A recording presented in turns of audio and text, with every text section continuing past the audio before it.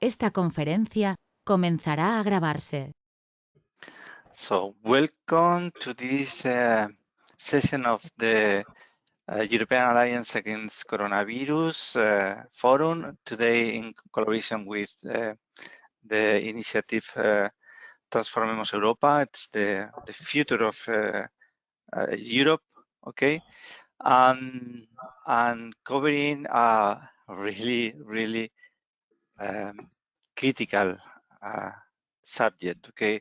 Women as a key competitiveness factor in innovation clusters and ecosystems is what we have called it. But we are going really to discuss about what contributions the women are doing for all those kind of initiatives that we are developing for the next Europe, okay, for the next generation Europe. Okay, and in order to do that, we have an excellent panel of speakers. Sorry, there is noise from Ignatiadis. I will put your mic off. Thank you. Okay, we have as coordinator of today's session and big help in the organization, Lucia Seal, okay? And so I will give Lucia the moderation rights. Thank you, Lucia, for helping us so much.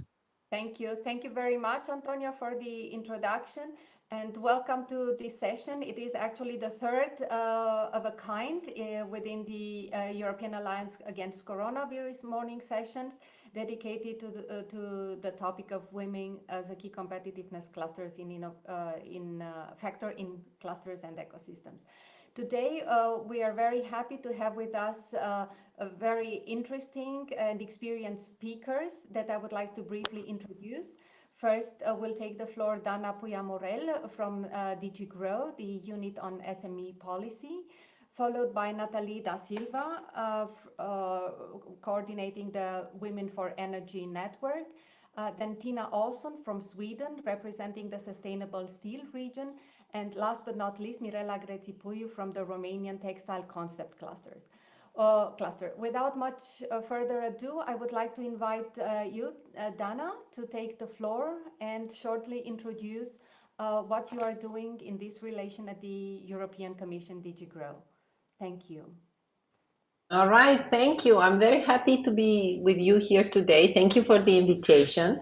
So I'll tell you a little bit what our concept and our inspiration is at the European Commission. So as you said, I work in the SME policy unit. So we take care of all the SMEs in Europe, and we want to ensure a good business environment and that they're doing well, especially in this condition with the pandemic, and also with the challenges that they're facing now with what we call the twin transitions of digitalization and becoming sustainable.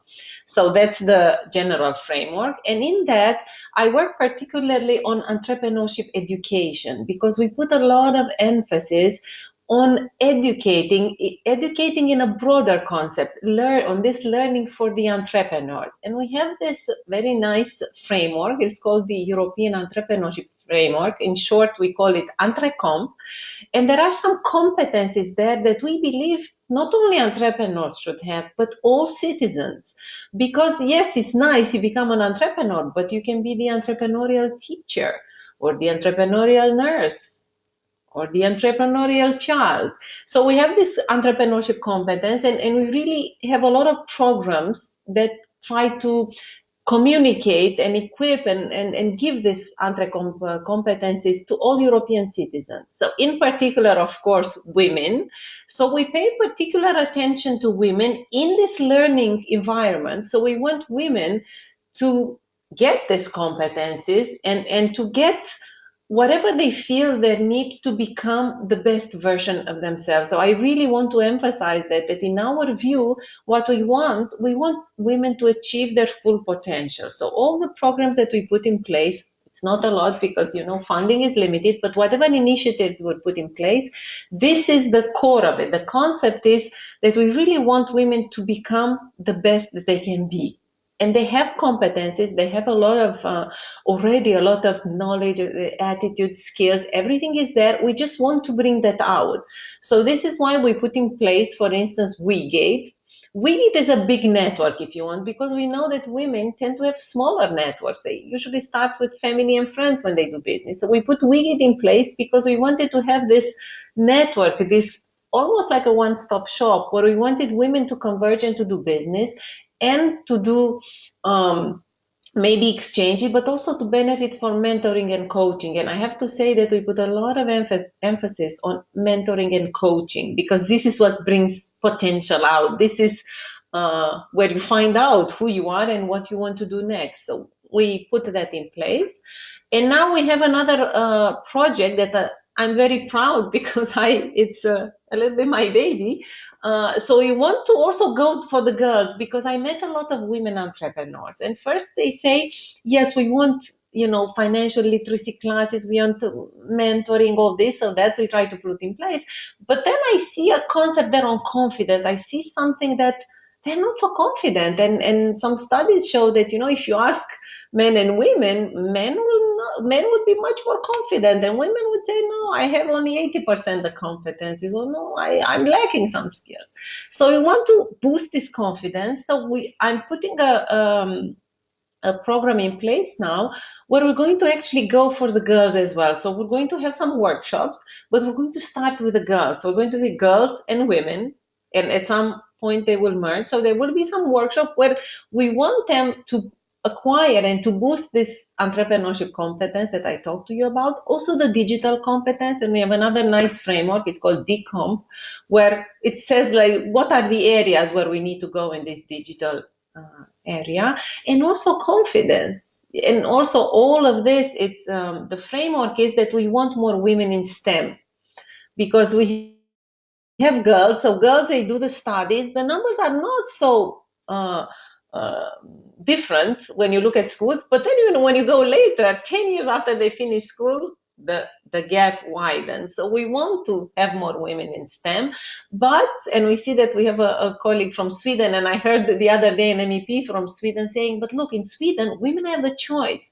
So women should be free to make the choice. So if less women go in STEM, it's fine, but we want to make sure that they had the choice, that all these STEM subject, that entrepreneurship, all these other, they were on their radar, so they're a choice. And if women don't make the choice, that's fine. We respect the choices. So in a sense, we want women to become the best version of themselves and to have the choice, because choice is important. And we see with the girls, when we get to work with the girls and when you go to schools, we see that choice is actually not something that they realize they have, because sometimes in school we just teach the curriculum and everybody feels like, oh, we have to just learn this and that's it, there's no choice. And actually this idea that yes, you will have the choice of who you want to be, who you want to become, how you want to behave, and how you want to contribute for society, it's actually important. So a lot of our initiatives go there. We work with the EEN, and we hope to work with women in clusters. I'm really happy to be here because I hope to kind of enter now this new network for me of women in clusters. So I hope to be able to include you in all these workshops and all these other activities that we do, because we kind of need to achieve a little bit this mass impact, and by reaching to all these networks, I think this can be done. And I hope you'll be with me that really our goal is to really bring that potential out so that women can become the best version of themselves. So I hope to be able to help with that. Wherever, of course, there are barriers, we hear from access to finance, from other areas, skills maybe. So we try to, in a sense, remove those barriers, but still at the core of it is to become the best versions, to achieve their full potential, whatever they're destined to be, that they achieve it. So this is our mission at the European Commission. Thank you. Thank you very much, Dana, and very happy to see about this opening the door of collaboration with EN, with you, with other initiatives in Europe. As you know, clusters are dedicating a lot of efforts and a lot of resources in towards skilling, towards raising the awareness of the needs for the industry. and addressing the education of women at an early stage, as you say, not just when they are in the workforce, but when preparing for entering the workforce, is also on the agenda. I think we can discuss after the presentations more in detail, and we have quite a few clusters represented here to share their activities in this regard. Let's go now from Brussels to Sweden. So, no, sorry, to Germany first. I'm sorry, Natalie. Natalie da Silva, project manager for energy innovation and gender, and manager of the Women for Energy Network. Natalie, you will take us to a journey on why numbers are important. How can we achieve change through numbers? And the importance of bottom-up and top-down measures for the rise and visibility of future female leaders. If you could take over the screen and share your presentation. Perfect. Thank you, Lucia. Is there a flickering that you see, or you see the presentation well? We see the presentation. Yes, perfect. Okay, thank you. Thank you for this introduction. Thank you also, Dana, for giving these interesting impulses. Before we have, I guess, all lived like similar experiences. So my name is Natalie da Silva. I'm with Steinbeis Europe Center in Stuttgart, and I am, amongst other activities, coordinating the Women for Energy Network, which was initiated initially to give visibility to women in the energy sector and encouraging young women to engage in this research and working field and push like a more sustainable future, and to also kind of promote the power and diversity of the power of diversity and mixed teams, to exploit kind of the full potential of innovation and creativity, you could say. But this is just a small part of all the different activities that I've been involved in, and I chose this topic for the energy sector because there are many different parts and places where we have to start doing things. And as was mentioned before, it's not just getting more women or girls into STEM and having them study more of that, and then see that later on there are still less women in, for example, the energy sector. This topic in general concerns like everyone, and is crucial to our development and progress and innovation, and is probably, so I'm not from the cluster corner, I would say, but I think that many of the experiences that I have are relevant to any like policy or cluster, or also cluster members for the enterprises or the organizations could be interesting for them.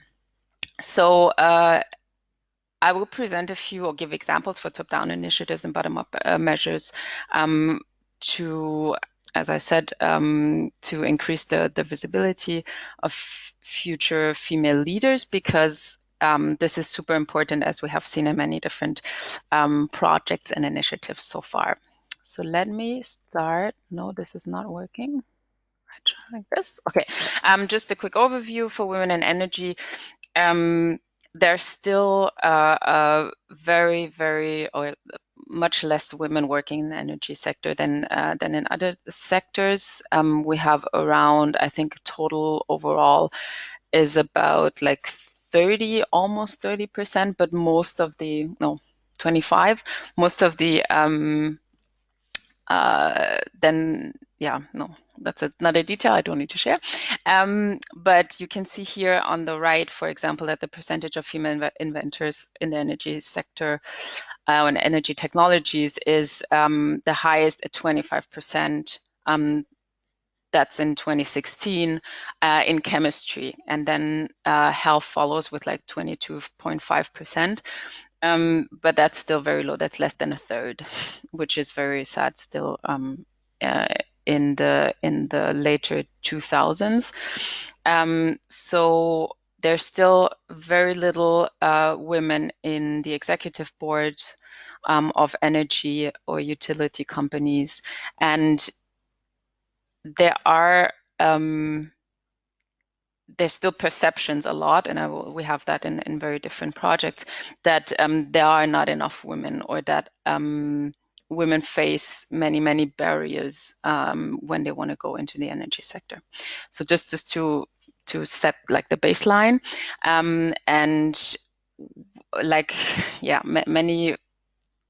many comments or many activities focus on these things, because on the on what the causes are. The causes, some of them would be the perception of gender roles, the cultural and social norms, the prevailing of hiring practices that are not helping to attract women in the energy sector. And so there are all kinds of goals that that arise from there. But I would like to first get into the top down, showing a little bit the policy level, or the I would say policy level activities or initiatives that I have seen that are really helping with many different, with like innovation and progress at many different levels. So, for example, in research and innovation, research and innovation for the new Horizon Europe program, framework program, there's gender equality plans that are mandatory for all public organizations that want to actually receive funding. So this is a big thing from this year on. Mandatory, I think, on the new gender equality plans need to be ready by next year. This is a big thing, but this is always more like focusing on, oh yes, we need like the same amount of women working on a project than men, which is kind of like not going deep enough for me. So what we have done, for example, is with the European Commission, we had an expert group on gendered innovations, which I will go into in a bit, where you really can understand what it means to actually do innovation by really analyzing or going more into the topic of gender, and not just saying, okay, we need the same amount of men and women in whatever field or sector or organization. Then we had on the left, if you see, we have also from the European Commission, the Enterprise Europe Network, which has a women entrepreneurship sector group that is doing everything to bring women entrepreneurs to the scene, to connect them with any any good economic partner, I would say, within the Enterprise Europe network. Then you have, of course, efforts in the cluster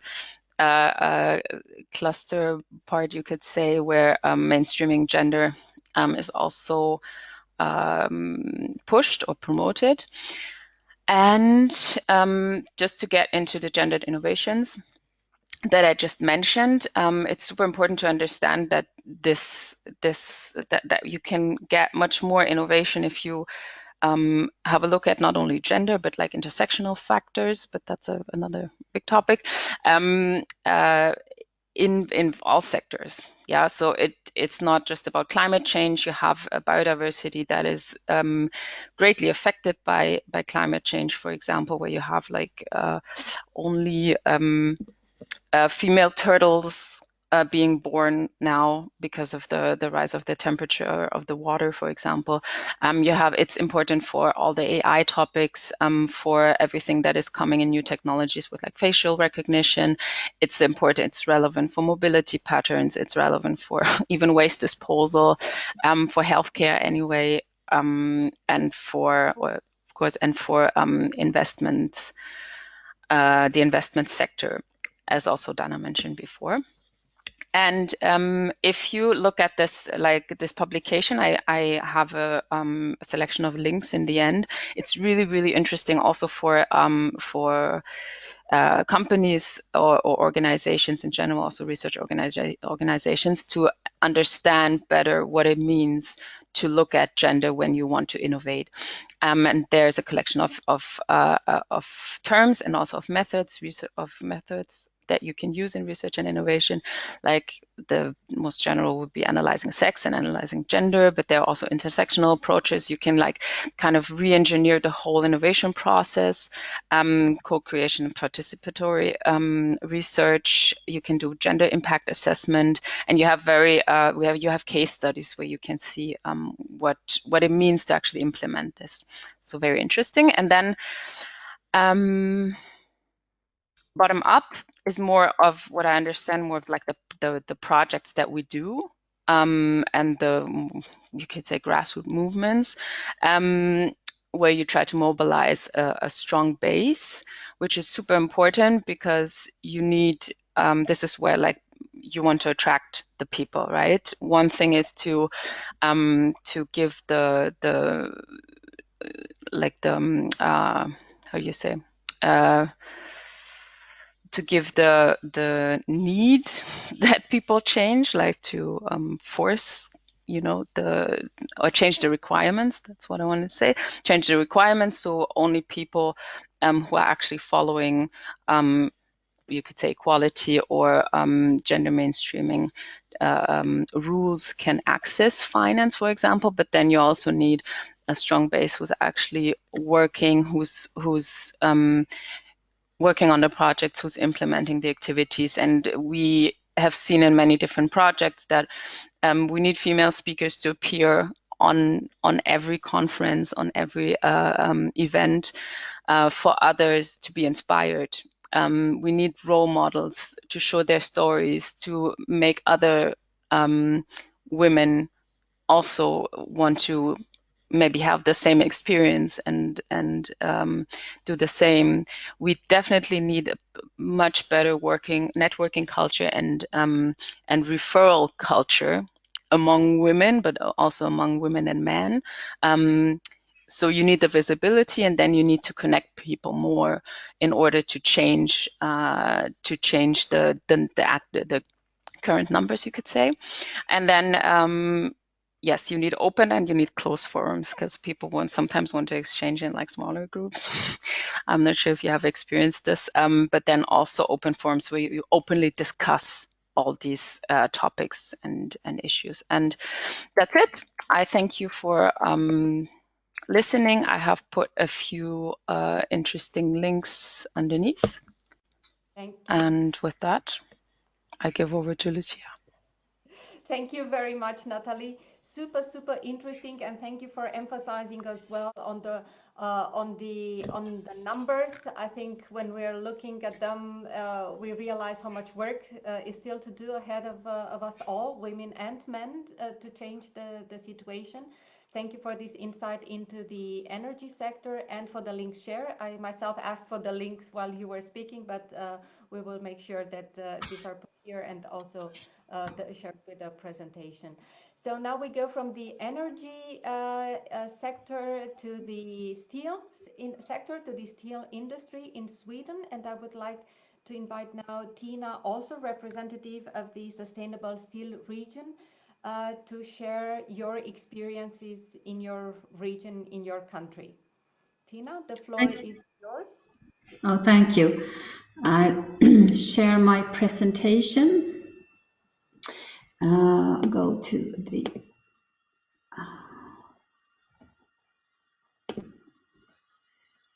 And let's see if you can see the presentation mode now. Not yet, but it should be coming. We're seeing it now. It's in the presentation mode. All perfect. Oh, great. Well, thank you very much for inviting me to participate in this webinar. I'm very grateful for that.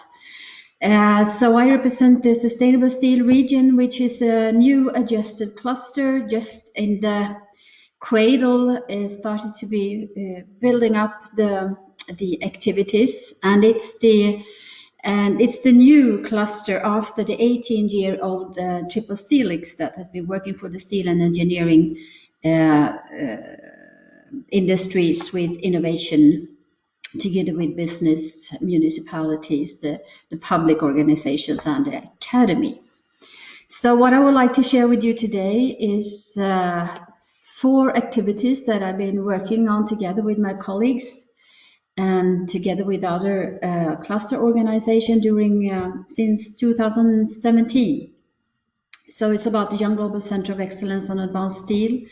We did work with guidelines on gender equality in leadership, and we have arranged a leadership program for women in steel industry, and also a little bit about governance and leadership. So if I go to the first activity that started, now let's see what happened. If I can change. You still see the first picture, do you? The first slide? Yes, we do. Let's see. Now it works. Now, do you see at Young Global Center of Excellence in Advanced Steel? Is that what you see on your screens? Yes. Yes. Yeah, that's great.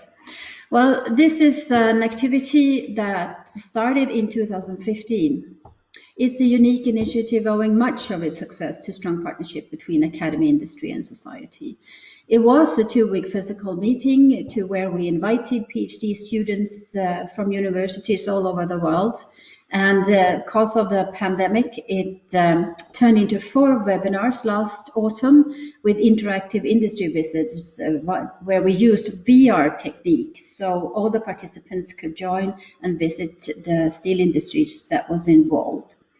And then we had we invite PhD students to show their research work, and we have talks and discussions together. The aims of this activity is to showcase Sweden's leading companies internationally as an attractive industry.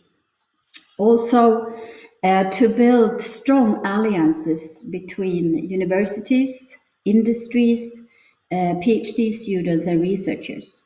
And it's also to attract international and Swedish masters and PhD students to the Swedish Steel Industry and Academy, and to build the strong alliances. So we also turn to master students to attract them to go on to further and higher academic studies. And what we aim for, what we strive for, is to build a global center of excellence in advanced steel for the development of future technology, material, processes, and applications based on steel. And we have, during these years, we strive to find female PhD students to mix the groups, but it's been difficult, and that's because it's mostly men who choose to study and work in the steel industry. This is progressing in Sweden. We see more and more women who go to universities and to the steel industry to work, but we still have a long way to go. So according to this program, we have had 45 PhD students from all over the world visiting us, participating in this activity. And it's only 6 of them who are female PhD students. So we have a work to do both in the international arena as well in Sweden. And this is now we have now an active network of higher academic skills within the steel industry, and the result has been, for example, there has started cooperations between universities. There have been PhD students doing some research work for Swedish steel industry, and we also have some people who has chosen to come to Sweden and work in our steel industry. And as you know, Sweden is a small country. We have only about 10 million in population, so we really need to attract both national and internationally skilled people to work with us. And today, when we are used to work in digital arenas and the digital tools, we can also find cooperations in these alliances, research alliances, where we don't need to be in the country, we can work together anyway. So this has been a successful activity that we have been working with we do it now for the 6th year this autumn. And then we had a very nice and a very successful collaborations with researchers and women working in R&D in the steel industry. And the result became guidelines for gender equality in leadership. And the background is basically for all these projects is that Swedish companies, if it's steel or if it's with the mining or whatever it is, we need to attract 100% of the population, both women and men, people from Sweden, people from with background from other countries, but we need to attract 100% of the population. And this competence and attractiveness is a highly prioritized area for the steel industry and other industries. And as I said, this work was together with women working in R&D and in cooperation with us at the Sustainable Steel Region and researchers from Nordwit. And Nordwit is the Nordic Center of Excellence on women in technology-driven careers. So we had two researchers, two scientists from gender scientists from Uppsala University who work with us. And the goal is to find, or was to find, a leadership philosophy based on a longer-term perspective and more strategic approach in order to guarantee the maintenance of the competence in the businesses and also the attractiveness of the company as an employer, because we do compete with other strong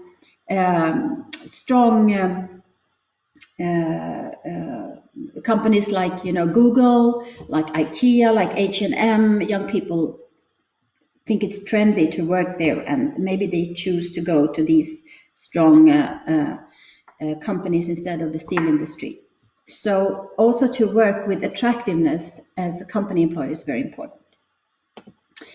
And the focus areas in this project was awareness, courage, and openness. I mean, the basic values to support women to be, I think some of you talked about the entrepreneurship to choose what they want to do, and also look into gender distribution at the workplace and in managerial positions. And also how you distribute the resource you have and give everyone the same opportunities. Another important part was to look into the attitudes and use of language slang. Men working together have their own language, and women working together also have their own kind of language, and what kind of impact that can give on the working environment, and how you can be inclusive instead of, have your own little group. So that's an important thing. And we also looked into female networks and mentoring programs. So I have these guidelines as a PDF in English, so I can share them with you if you want to. So I can send them to Lucia, for instance, so you can send them out in the network that participate in this webinar.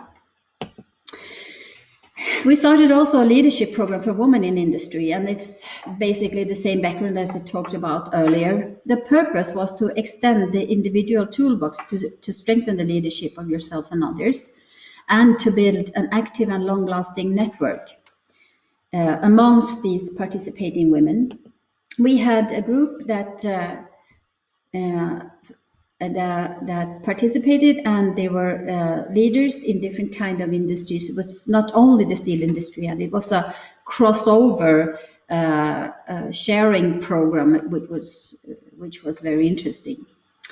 So we had a mix, we had a palette of content based on research that is results from research that can be useful to extend that toolbox that I talked about. It was about sustainable leadership based on psychology and neurology research. We looked into how is it to work in a board of a company or report to a company board. That's an area that we see that we need to grow the competence of how to do it. We talked also about things like how you are together if you want to. I just don't find the English word for managing techniques that you use to raise your own power in the board or in a management team. Economy for women. We thought that women in Sweden are very interested in their own economy, but it shows that it's not the reality, the everyday reality. So we had a day with a researcher who looked into how businesses profitability is stronger when you have a balanced management team or balanced numbers between men and women, and also looked into how you can individually build a strong economy for yourself and your family. We trained the communicative resources. We had a wonderful day with an expert in how you can use your voice, your body language, which was very, very appreciated. And then I worked together with a gender scientist from the University of Malmö. He's very interesting because his research shows that it's as important. The gender is we both women and men participate as much to the more traditional way of behaving in a gender perspective. And he talks about it's really all about power. And what we see now is that we need to work more together, both the men and women, to be able to create new patterns, to break old traditional behavior. So I go on working with this scientist because his results are very interesting, and it takes this gender and equality perspective in a new way. And then we also invited one of the researchers from the University of Economics to look into how is the society organized today. And his result shows that we organize ourselves as we were living in the industrial era, which we don't.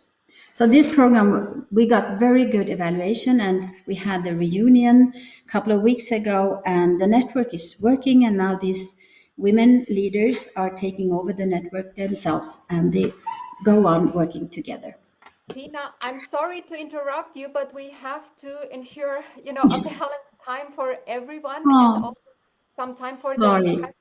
My suggestion Yeah. is that you wrap up now here. We have the next presentation and address the questions. And if there is time, you can go back to your presentation because it's so utterly interesting. So Yeah, I will. Let's manage it in this way. Yes, I will. There's so much interesting to talk about in this matter, so it's hard to be very focused. So I stopped sharing. Okay.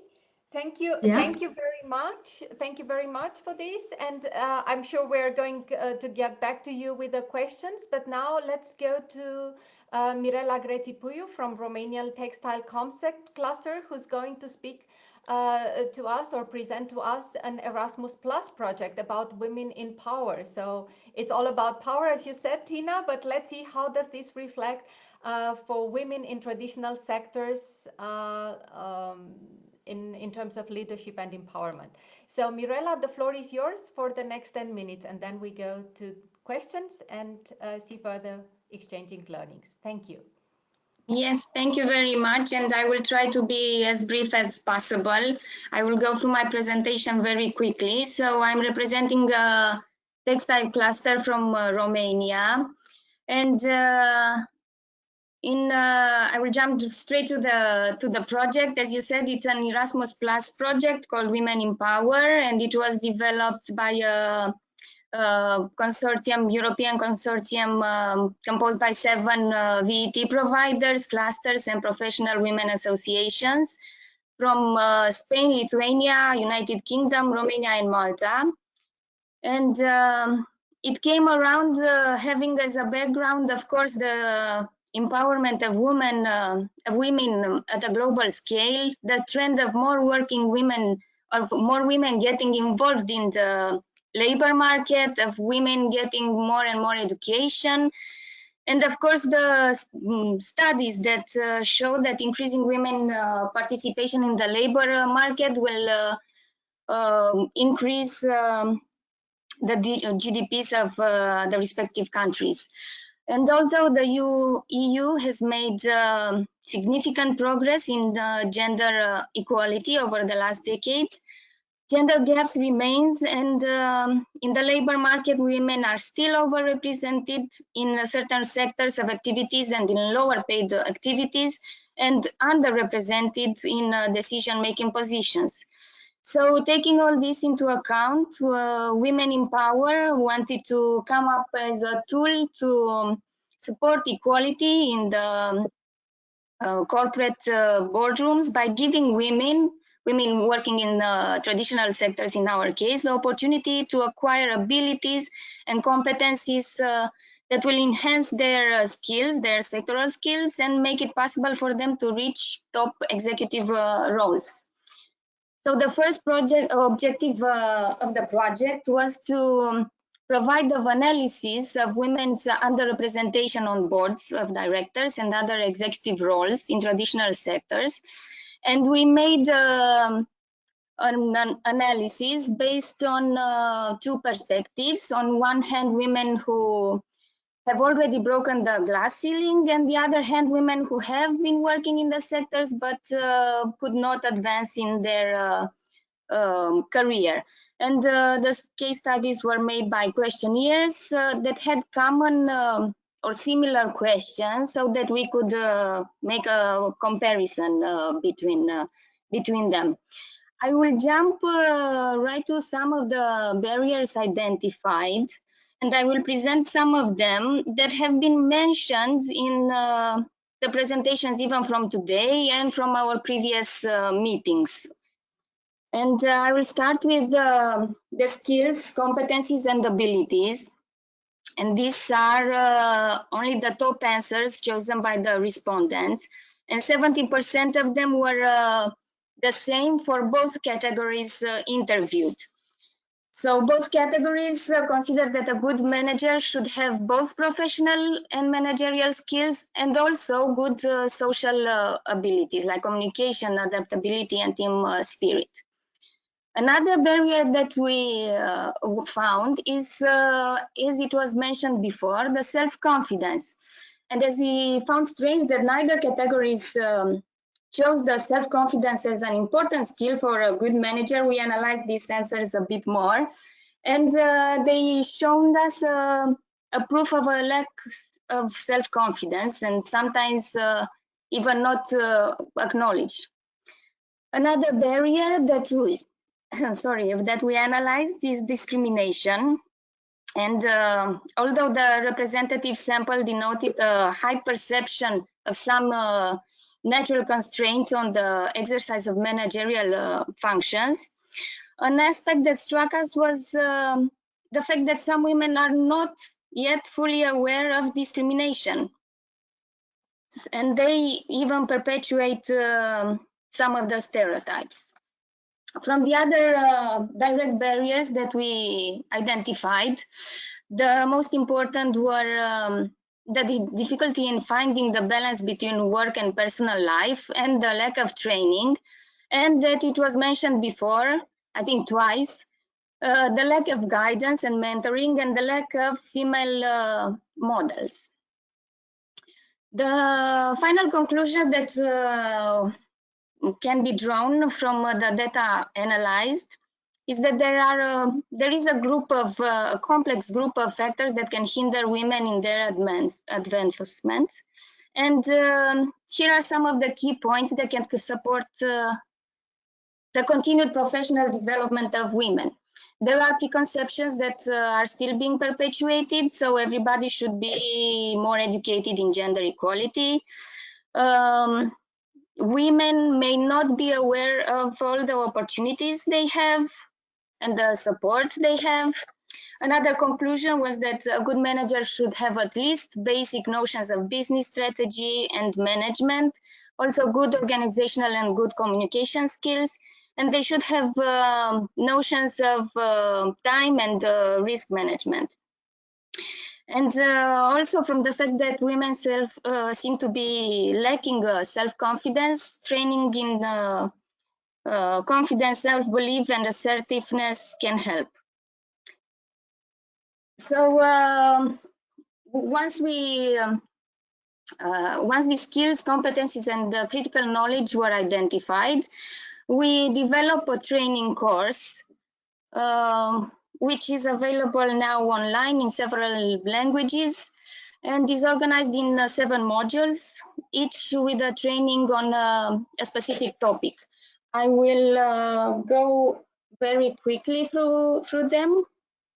The first module is on gender and feminism, and this module will show some facts about the history of feminism and women's rights, and we will find out in each in it which are the main difficulties women face in achieving career, profession, and management positions. The second module is gender policies at the workplace, and it presents an overview of the role of international and European standards as a strategy for achieving effective equality between women and men in the workplace, and some other lessons on gender mainstreaming, mechanism for reconciling family life and work from the perspective of co-responsibility, and so on. The third module is motivation and goal setting. Sorry, I'm trying to be so quickly that I mumble. Sorry. The fourth module is based on emotional intelligence and NLP. And in this module, you will explore what is emotional intelligence and why is it useful to you, and using NLP as a tool of understanding and fine-tuning your behavior. Module 5 is about effective communication, and will help the attendees the participants to understand diversity in the workplace and building relationships with people from different backgrounds, understanding the nature of and causes of conflict in the workplace, and improving communication skills and coping with ICT.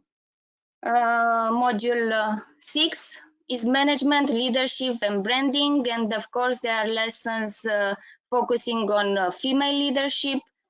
And the last module is career opportunities, in which we will explore career research processes, factors affecting the choice of the work, effective transferable skills and competencies, and so on. So the Women in Power training can help women reflect on their current abilities and make them aware of the multitude of skills they have already acquired in the chosen sector and through life experience. It helps them increase their self-confidence and self-motivation, and therefore will make managerial and executive roles more accessible to them. I really think that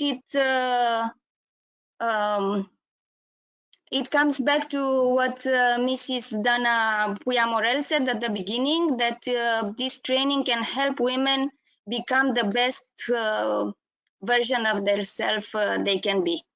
So I will stop here, and thank you very much. Thank you very much, listening. Mirella. Thank you so much.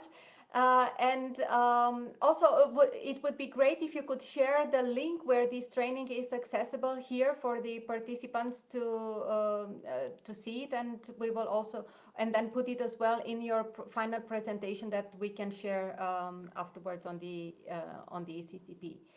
So, yes, of course, I will.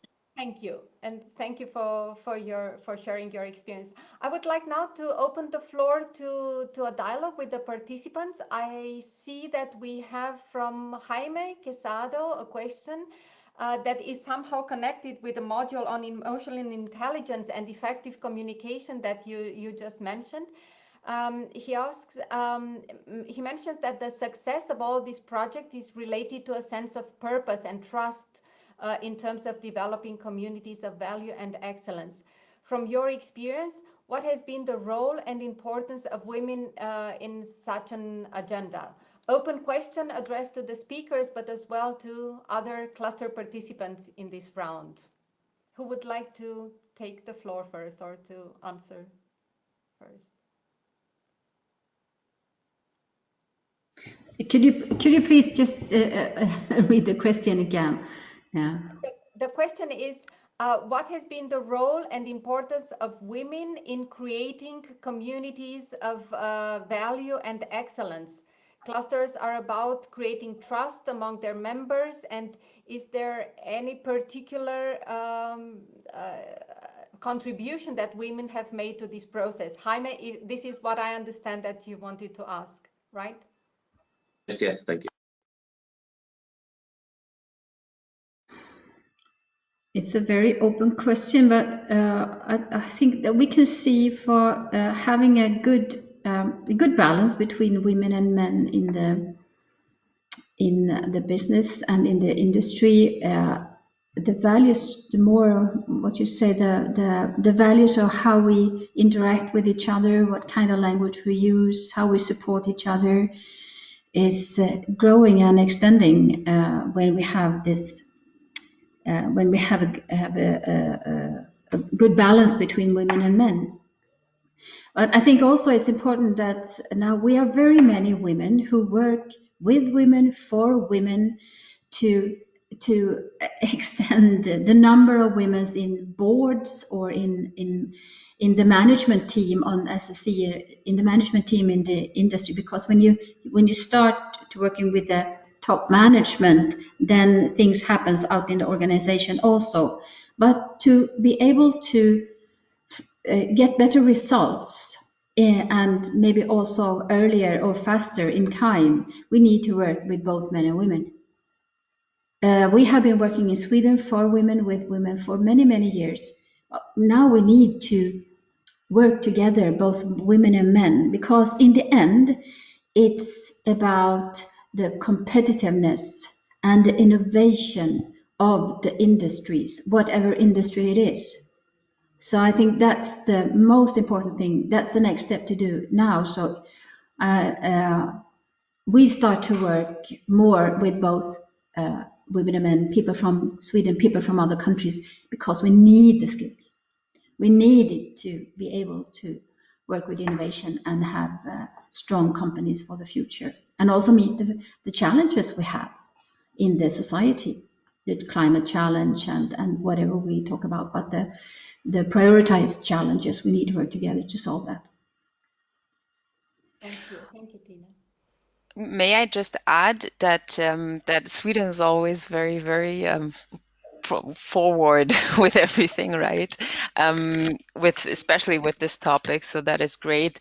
In many projects, though, and I totally agree that we need both men and women to kind of propel really this the change. What we see in many of our projects is that there are few men that are already very that know the topic and are very sensitive to it, and then there's so many men that there's also women, men and women, that still need to be how do you say, like sensitized, like, you know, there's a whole work of awareness raising that still needs to be done in order to to get everybody on the same level, and then from this all of this awareness raising, meaning explaining how the situation is, how the current numbers are, then explaining why it is better to have also more women on the teams to propel innovation and stuff. And if you have that, then you can plan the activities kind of together.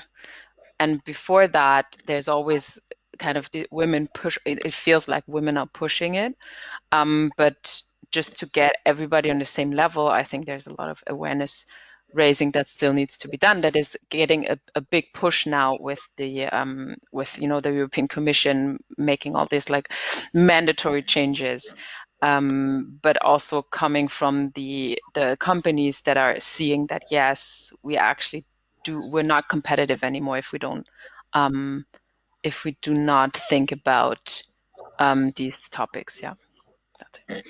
It's also very interesting because now we have to attract the young generation coming, and they have other values, and the values like gender equality, values about how we take care of the environment, the climate change that we have to do. So we need to work very closely with these young people. And we have a development in Sweden which is quite, that we need to be very focused on, because now we see that it's more young women who go to universities to educate themselves, and the young boys, they tend to take their education in other routes. Maybe that's not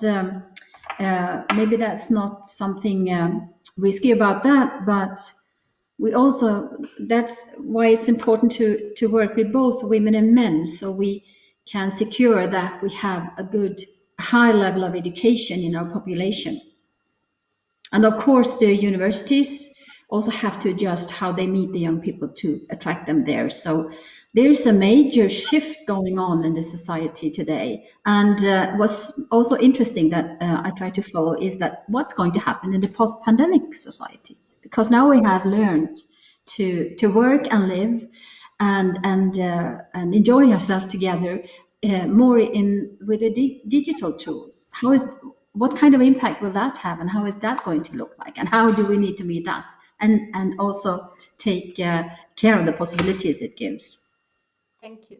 Thank you, Tina. Can I add something? I saw that I have a question arriving, but just because Natalie spoke before about this closed fora, and I think we have a little bit of a dilemma here, because we see that if we have a club of women, it's very creative, they're be at their best, they feel very good. But when you open it up and you mix it, then I see it with girls. When you do some activities, the girls would go on the side and take notes, and the boys would be in the middle doing whatever is to be done, building a robot or whatever it is. But if you separate, then you don't have this issue. And even in a debate in Parliament a few days ago, an MEP from Germany, and that speaks to you, Natalie, said that, should we not put girls actually in girls-only schools? Because we noticed when we did that, actually the STEM performance increases. There will be more girls going in STEM if we keep them in a girl-only school. And we felt a little bit, wait a minute, but we have some progress in between. But it's true, the numbers are higher, but at what cost? What do you lose? So I go to what Tina said. Indeed, with the young generation, you have to mix them. You have to allow, even though the dynamic is different. And I've done some workshops in a school, and when I arrived, they had this feminist club. You want to guess how many boys were in the feminist club? 2 or 3. So we renamed the club. We called it Free to Be Me Club. And guess what? The boys arrived and they said, actually I can express myself. We can do things together. So like our Romanian colleague said it here, it's to achieve this balance. If you are going to have balance, but balance is fragile and it's not difficult. And yes, it's even for us at the Commission, yes, we look at girls in STEM because we don't see the number. But like both Natalie and Tina said, you have to look behind the numbers. What is there? Because it's not so easy. We're not going to just ship a bunch of girls to STEM and say, we achieved the objective. We're all happy. It's not as easy. Same in entrepreneurship. I hear everywhere this. You hear it like there is this quotation that 52% women in Europe, but only 30% entrepreneurs. Well, yeah, okay, maybe there were more women to go into entrepreneurship, but it doesn't mean that we want 50% of women to be entrepreneurs, because if they don't choose it, so it's a little bit more complicated than that. But yeah, I just wanted to make that comment. Thank you. Thank you, Dana. From my side, just also a comment on this balance, or men and women together. And I think it's also maybe a significant fact that today we are 5 women speaking here. So again, I remember, Natalie, you were there at the TCI conference in Eindhoven. No, in Antwerp, where we had a representative of the Skåne region who spoke about this topic, very convincing. And in the end, I asked him, why are you doing it? What is your motivation? And he said, because I have at home 2 boys. So basically, it's the attitude that he would like to pass on to the next generation, that it's about women and men. It's not just either or. And we go back again to the education of girls, but of course, it's also the education of boys at some point to be, more open-minded and give them the values of both, of collaboration or working together in both genders. One maybe last question. We're having 1 minute. I know we should keep on the time, but I'm burning with curiosity because mentoring was addressed by several speakers. So what does it work better? Mentoring a woman with a woman or mentoring a woman with a man? Is there any difference in the approach of mentoring, women to women or men to women or women to men? So we're having, maybe from your experience or ideal solutions, or it's just a brief reflection on that. I think it's women need to support each other still. That's quite obvious with what I meet in my everyday work. But I think it's more like how you work together, the personal chemistry between the mentor and the adept. I think it's more about that. So if you find each other and you can find a communication between each other, it doesn't matter if it's a woman or man-woman. So I think it's both ways. We need to mix, and we need, in mentoring, you need to find that the communication and the work together feels good. And we also need to go on to support women meeting women, to strengthen them and build a safe feeling of their independence, and also about, I know what I can, this is my skill, this is my competence, I can speak up about that. Thank you. Also, just to add one sentence, just because we said before, and this is important, that there are different ways to communicate sometimes, meaning that sometimes it is different to speak to a woman about, different things. And when you want to be mentored and when you're younger, probably you may be a little more sensitive to certain things. So I agree, it could be both, definitely. And it should be both, and you can learn maybe different things from both. So maybe you should look at having different people mentoring you. Thank you. One last question we are having from Adrian Brown. What could be, to Dana, for you, what could be 1-2 major steps to encourage more freshly graduated women from universities to implement the business ideas that they might have and possibly found startups despite the perceived risks? Well, I don't have the answer necessarily, but I can tell you what we do about that. So I said it a little bit before.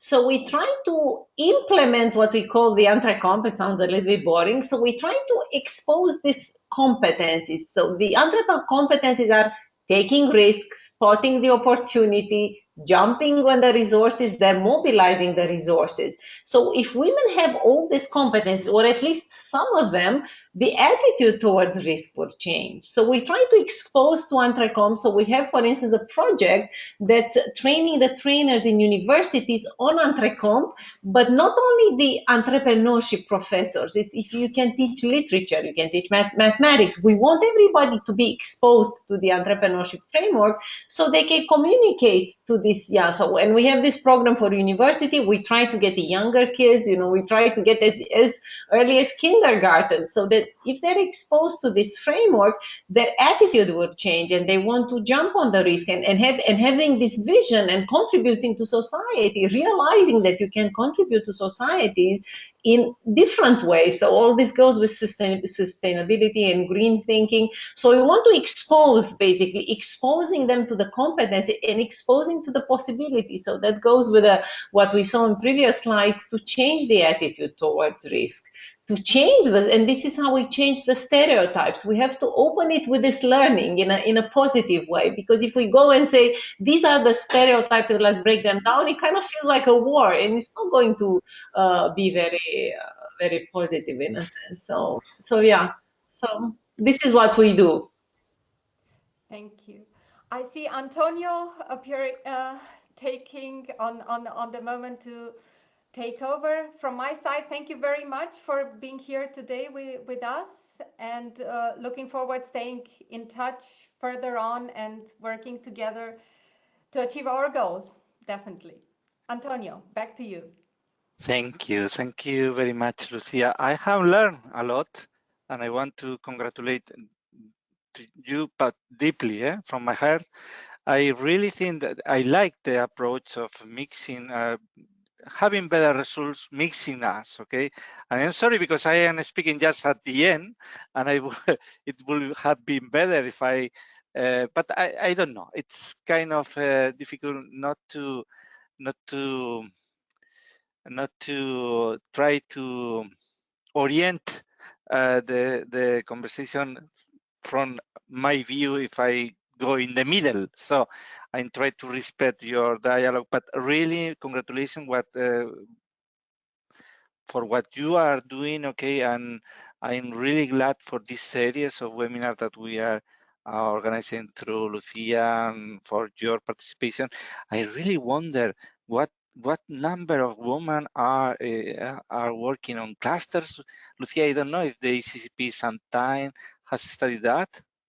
Yes, in the old platform, it was visible. And also, I think in the new platform, in the user profiles, it is always questioned the gender. So basically, I think a request to the colleagues could show out us a bit the proportion of cluster managers, female cluster managers versus male cluster managers. From what I remember a couple of years ago, it was quite balanced on the CCP. Yeah. I think so. I really think that we are strongly balanced and we are far more rich for it, in my experience. Okay, I really, it's an excellent example for viewing your presentation. Okay, the creativity, the sensibility, the capacity to connect with what is more human. You know, because sometimes we tend to be too much close to the numbers and to the hard facts, I will say. So thank you, and we need to continue working on this. It will be wonderful to try to have another session mixing both sides. I think it could be a very good challenge.